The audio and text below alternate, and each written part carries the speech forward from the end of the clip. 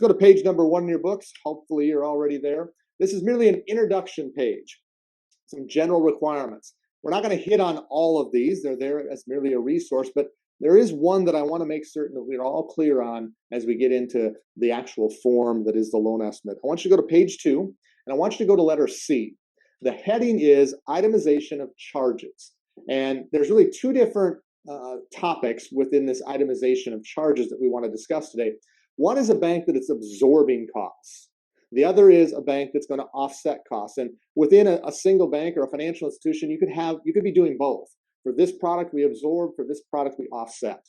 But TRID says there's a difference in how you disclose things that are absorbed versus those that are offset. And that's what this page gets into. Excuse me. Specifically, page 2, C1, let's talk about the loan estimate. C1 letter A talks about those absorbed costs. What that means is you normally charge for a credit report, or you normally charge for a flood determination, or fill in any other fee or service that you normally engage in with a transaction. And there's a fee for that, but while you normally charge it, in this or that case, you're not going to. Or maybe you're just not going to charge anyone for a credit report. Okay, if you're simply absorbing the cost, the rule says you don't have to include it on the loan estimate. And I'm going to recommend that you don't, because if you do, then you also need to put a corresponding credit to offset it.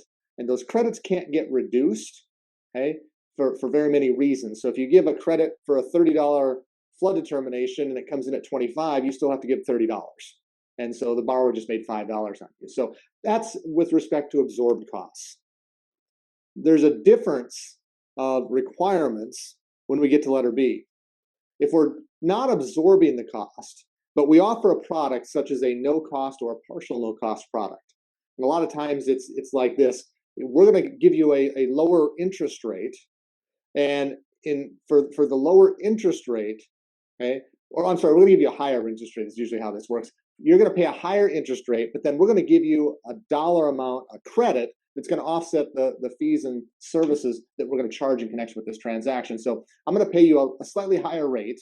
You're still going to have all the fees and service charges and things that are normally required in connection with the transaction. But because I'm paying a higher rate, you're going to give me some money that's going to offset those fees and charges for the transaction, rather than a lower rate where I just pay the fees and charges.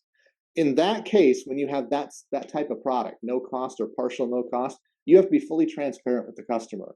You have to list all the fees. You have to list the corresponding credit. You can't play games with it. The reason this is a problem is because what I said with respect to the absorbed credit. If you put a credit, it can't go down unless it's tied to the rate, and the rate goes down for some reason or another. So if you're going to offer these products, just understand the risks that go with them.